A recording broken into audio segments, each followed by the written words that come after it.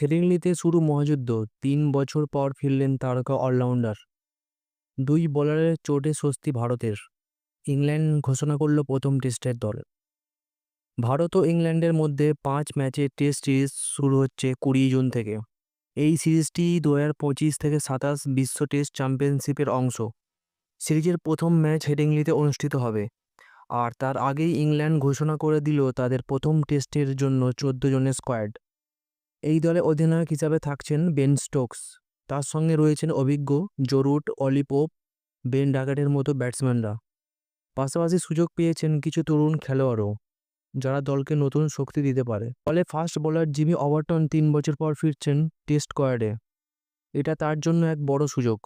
অন্যদিকে তার সতীর্থ গ্যাস অ্যাটকিনসন হ্যামস্ট্রিং চোটের কারণে বাইরে চলে গেছেন। একইভাবে জোফরা আর্চার পুরোপুরি ফিট না হওয়ায় তাকেও দলে রাখা হয়নি।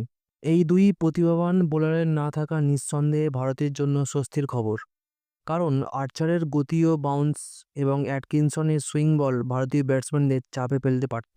ইংল্যান্ডের স্কোয়াডে যারা রয়েছেন: Ben Stokes captain, Joe Root, Ollie Pope, Ben Duckett, Harry Brooks, Zak Crawley, Sam Curran, Brydon Carse, Jamie Overton, Josh Tongue, Chris Woakes, Shoaib Bashir, Jacob Bethell, Jamie Smith.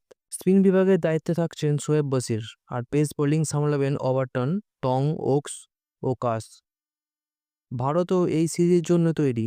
সম্প্রতি ইংল্যান্ড লায়ন্সের বিরুদ্ধে ইন্ডিয়া এ দলের হয়ে করুণ নায়ারের ডাবল সেঞ্চুরি করে দারুণ ছন্দে রয়েছেন। England এবার ঘরের মাঠে খেলবে, আগ্রাসী মেজাজে শুরু করতে চাইবে। তবে ভারতের শক্তি ও ফর্ম তাদের কড়া প্রতিদ্বন্দ্বিতা দেবে, তাতে কোনো সন্দেহ নেই। এবার শুরু হবে টেস্টের মহাযুদ্ধ। ইংল্যান্ড কি পারবে ঘরের মাঠে প্রতিশোধ নিতে, নাকি আবারও জয় ছিনিয়ে নেবে টিম ইন্ডিয়া?